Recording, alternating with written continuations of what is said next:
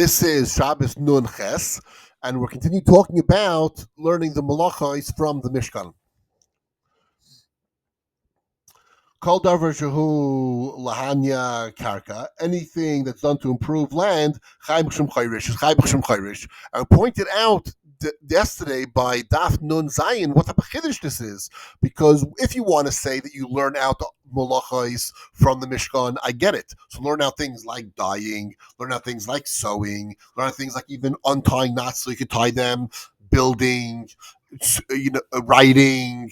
All these things were done in the creation of the Mishkan. However, all of the malachos that have to do with plowing and sowing and seeding and growing, all those have to do nothing to do with the Mishkan. There was no plowing done in the Mishkan. There was no plowing in support of the Mishkan.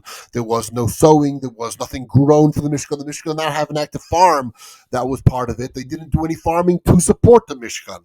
The fact that, yes, we needed the flowers to dye things, and flowers have to grow, and the fact that they had to make bread and lechem aponim for the shulchan, and therefore those things had to be done, that had to be done in the Mishkan. However, the actual plowing and sowing and reaping and all of that, and winnowing and sorting, none of that had to do with the Mishkan. None of that was done for the Mishkan.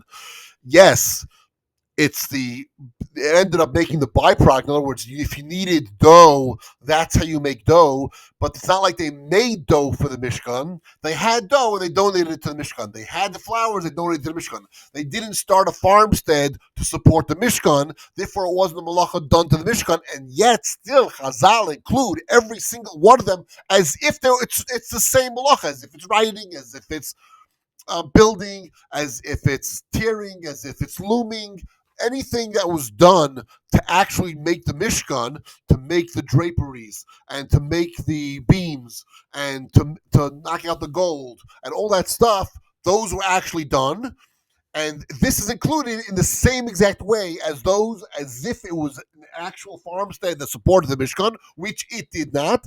Huge chiddush from the Rabbanon, putting this as part of the Dioraisa, the Avos Malachos Dioraisa, as part of Shabbos. Let's continue. Hachayfer chayretz v'anayitz, the one who digs and makes a furrow into the ground.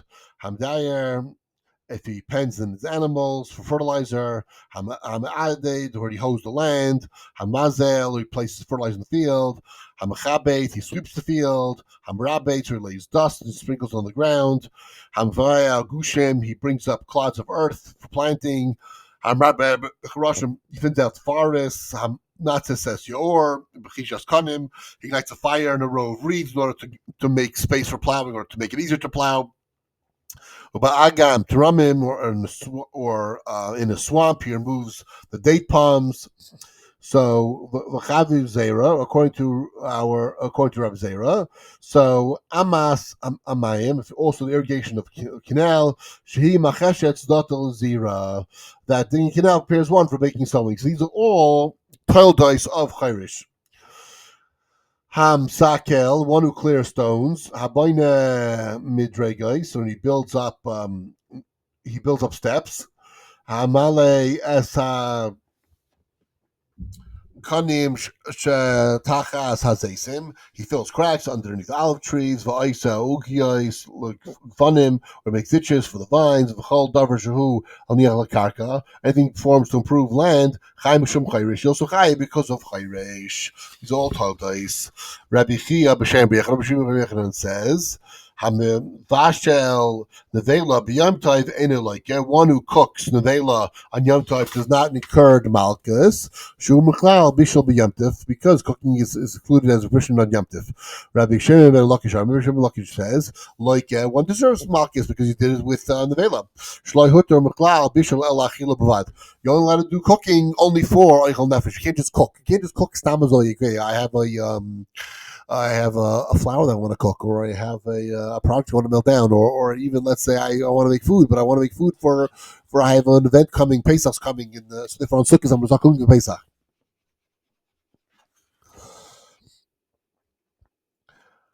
Hasiv Rabba Bar Mala al Rabbi Yechanan.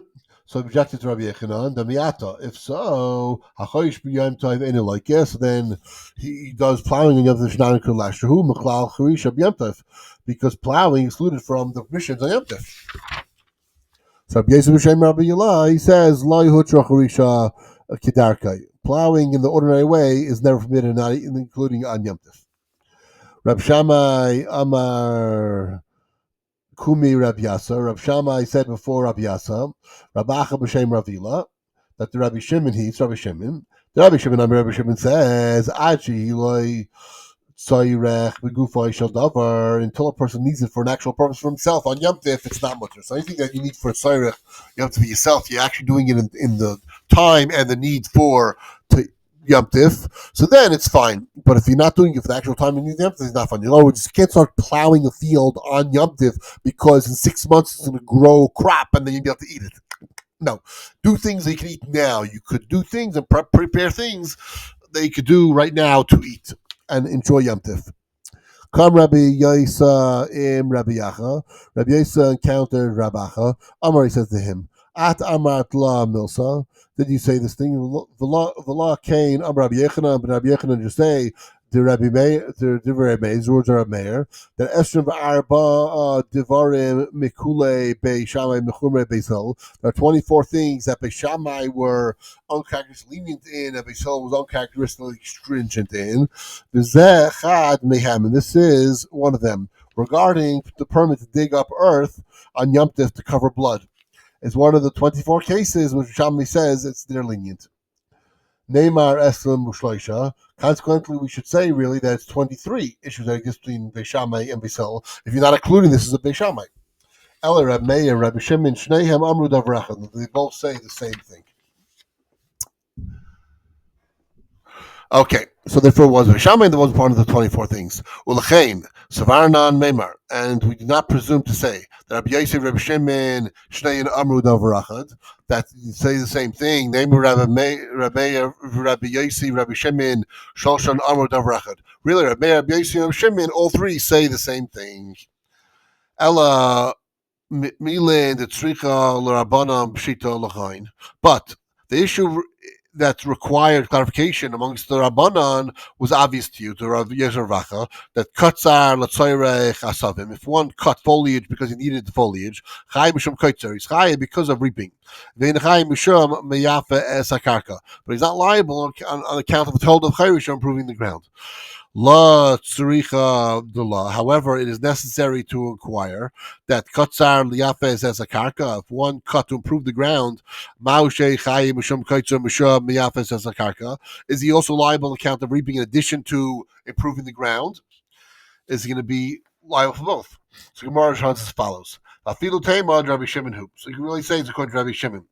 The Bram Rabbanan. However, according to the Rabbanan, who hold that someone who is only liable according to Torah, even if he performed not for their own sake, right? But they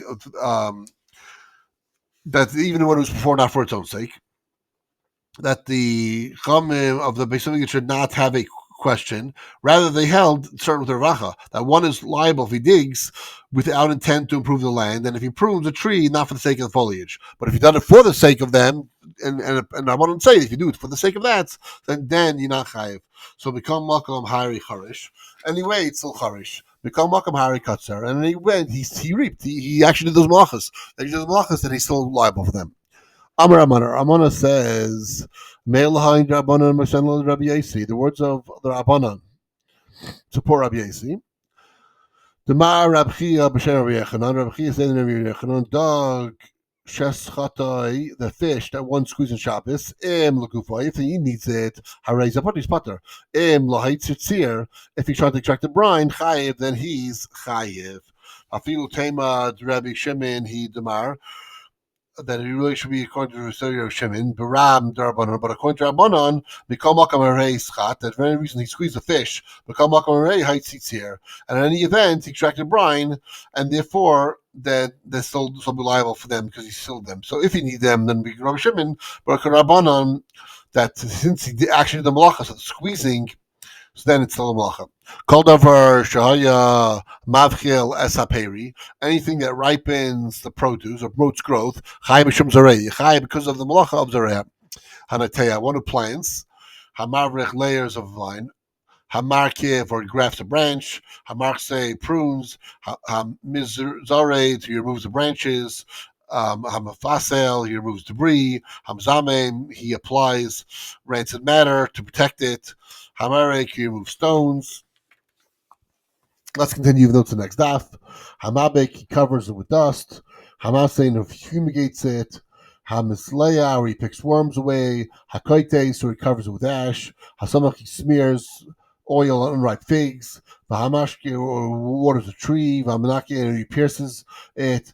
Vaoisa batem or he makes shelters. The whole davar shuhu lachvel saperi. Any activity that will help ripen and produce the peri. Chai mishum zareya. He's chai mishum zareya. This is all told us of zareya.